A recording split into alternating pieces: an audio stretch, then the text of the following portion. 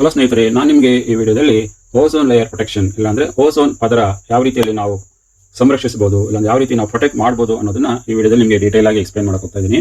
ನಮ್ಮ ಭೂಮಿಯಿಂದ 15 ರಿಂದ 35 ಕಿಲೋಮೀಟರ್ ಡಿಸ್ಟೆನ್ಸ್ ಅಲ್ಲಿ ನಮಗೆ ಒಂದು ಓಝೋನ್ ಲೇಯರ್ ಮೇಲೆ ಇಲ್ಲಿ ಇದು ಕಾಣಿಸುತ್ತೆ. ಇದು ಸ್ಟ್ರಾಟೋಸ್ಫಿಯರ್ ಲೇಯರ್ ಅಲ್ಲಿ ಇದೆ.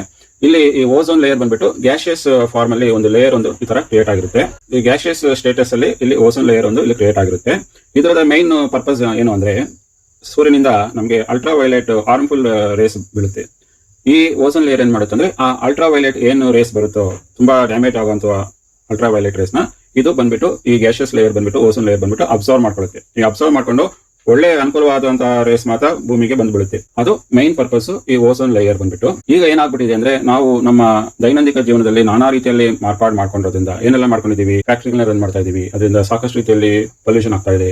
ಅದೇ ರೀತಿಯಲ್ಲಿ ನಾವು ಸ್ಪ್ರೇನ ಯೂಸ್ ಮಾಡೋದು, ಏರ್ ಕಂಡೀಷನರ್ ಜಾಸ್ತಿ ಯೂಸ್ ಮಾಡ್ತಾ ಇದೀವಿ, ರೆಫ್ರಿಜರೇಟರ್ಗಳನ್ನ ಜಾಸ್ತಿ ಯೂಸ್ ಮಾಡ್ತಾ ಇದೀವಿ. ನಾವು ಈ ತರ ಎಲ್ಲ ಮಾಡಿದಾಗ ಏನಾಗುತ್ತೆ ಅಂದ್ರೆ, ಇದರಿಂದ ಈ ಓಝೋನ್ ಲೇಯರ್ಗೆ ಸಾಕಷ್ಟು ರೀತಿಯಲ್ಲಿ ಡ್ಯಾಮೇಜ್ ಆಗ್ತಾ ಇದೆ. ಇಲ್ಲಿ ಸಾಕಷ್ಟು ರೀತಿಯಲ್ಲಿ ರಂಧ್ರಗಳು ಇಲ್ಲಾಂದ್ರೆ ಓಲುಗಳು ಫಾರ್ಮ್ ಆಗ್ತಾ ಇದೆ ಈ ಓಝೋನ್ ಲೇಯರ್ ಅಲ್ಲಿ.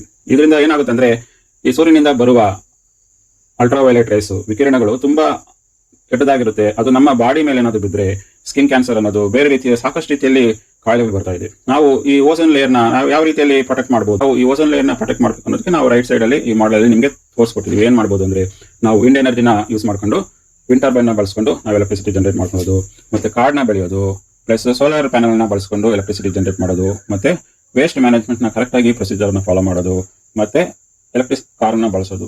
ನಾವು ಈ ಎಲ್ಲಾ ಮೆಥಡ್ ಗಳನ್ನ ಫಾಲೋ ಮಾಡಿದಾಗ ನಾವು ಈ ಓಝೋನ್ ಲೇಯರ್, ಓಝೋನ್ ಪದರ ಅಂತ ಏನ್ ಹೇಳ್ತೀವೋ ಅದನ್ನ ನಾವು ಆ ಓಲುಗಳು ಏನಾಗ್ತಾ ಇದೆಯೋ ಆ ಗ್ಯಾಸಿಯಸ್ ಲೇಯರ್ ಅಲ್ಲಿ ಅದನ್ನ ಕಡಿಮೆ ಮಾಡಬಹುದು, ಪ್ರೊಟೆಕ್ಟ್ ಕೂಡ ಮಾಡಬಹುದು. ಈಗ ನಿಮಗೆ ತೋರಿಸ್ಕೊಡ್ತೀವಿ ಯಾವ ರೀತಿಯಲ್ಲಿ ವಿಂಡ್ ಟರ್ಬೈನ್ ಕೆಲಸ ಮಾಡುತ್ತೆ ಅಂತ.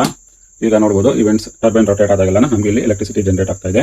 ಅದೇ ರೀತಿಯಲ್ಲಿ ನಾವು ಸೋಲಾರ್ ಎನರ್ಜಿನ ಬಳಸ್ಕೊಂಡು ನಾವು ಸೋಲಾರ್ ಪ್ಯಾನಲ್ ನ ಯೂಸ್ ಮಾಡ್ಕೊಂಡು ಎಲೆಕ್ಟ್ರಿಸಿಟಿ ಕೂಡ ಇಲ್ಲಿ ಜನರೇಟ್ ಮಾಡ್ತಾ ಇದ್ದೀವಿ. ನಾವು ಇವೆಲ್ಲ ಸಿಂಪಲ್ ಮೆಥಡ್ ಗಳನ್ನ ನಾವು ನಮ್ಮ ದೈನಂದಿನ ಜೀವನದಲ್ಲಿ ಅಳವಡಿಸಿಕೊಂಡಾಗ ನಾವು ಖಂಡಿತವಾಗಿ ಓಝೋನ್ ಲೇಯರ್ ನ ಪ್ರೊಟೆಕ್ಟ್ ಮಾಡಬಹುದು ಅಂತ ಹೇಳುವ ಮೂಲಕ ಈ ವಿಡಿಯೋನ ನಾನು ಇಲ್ಲಿಗೆ ಮುಗಿಸ್ತಾ ಇದ್ದೀನಿ. ಧನ್ಯವಾದಗಳು.